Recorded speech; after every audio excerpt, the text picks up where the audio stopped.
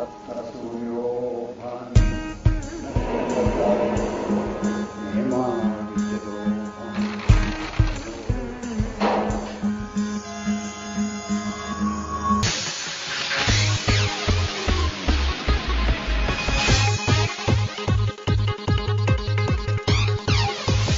that come out of something like this.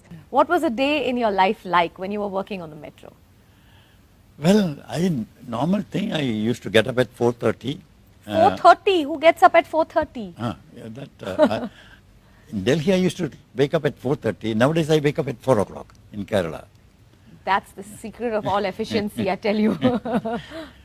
4:30 I get up, then I do the normal routines and then do some pranayam. Then I read Bhagavatam, Srimad Bhagavatam, for about 45 minutes. Every day? Every day.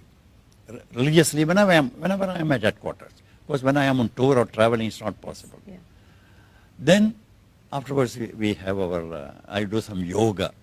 My God. You do yoga about 45 minutes, have my breakfast, and leave for the office early. I'm one of the first to reach the office. Yeah, the reverse clock is running in your head 24/7, I see. But I've also heard that you also never carry files at home and nobody can call you unless it's an emergency, which is like the best way to do things. Is that right? Or is that a rumor? No, it's true. I don't carry work home if I could manage it. Because I always felt that at home, I must have the time privately for myself and my family. Unless there's an emergency, I don't encourage people to contact me also over phone. Wow.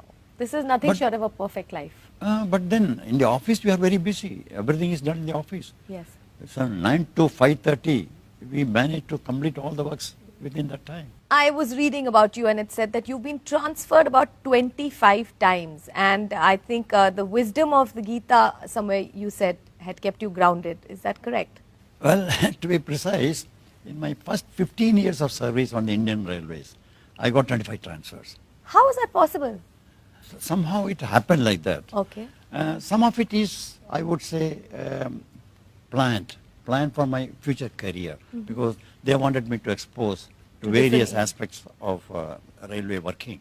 That is one way. The other was because I was handy available as a bachelor. I can be shunted anywhere. That was another reason, perhaps. So you saw a lot of the country. Yes, but that really helped me quite a lot. And it also helped me to evolve a philosophy that one should not take transfers as a punishment. So you actually converted the punishment into a possibility to understand and explore a little more. I won't call it a punishment. I would say it's an opportunity given. What is it about the Gita that inspires you so much that you read the Bhagavatam every single day? It gives practical tips how to solve the day-to-day problems of life. And that is what is required. In any professional life, there are so many problems coming up, and Gita helps you how to tackle these problems.